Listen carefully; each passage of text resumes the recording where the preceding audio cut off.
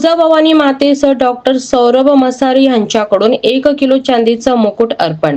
श्री तुळजाभवानी मातेवरील अखंड श्रद्धा व्यक्त करत हिंगोली जिल्ह्यातील वसमत येथील डॉक्टर सौरभ माणिकराव मसारी यांनी कैलासवासी प्रभाकर मसारी यांच्या स्मृतीप्रित्यर्थ श्री तुळजाभवानी देवीच्या चरणी सुमारे 1006.730 ग्रॅम वजनाचा चांदीचा मुकुट अर्पण केला. हा धार्मिक सोहळा मोठ्या उत्साहाने पार पडला. डॉक्टर मसारी यांनी आपल्या कुटुंबासह श्री तुळजाभवानी मातेचे दर्शन घेत भक्तिभावाने देवीच्या चरणी चांदीचा मुकुट अर्पण केला. श्री तुळजाभवानी मंदिर संस्थानाने ही देणगी अधिकृतरित्या स्वीकारून त्याची नोंद केली.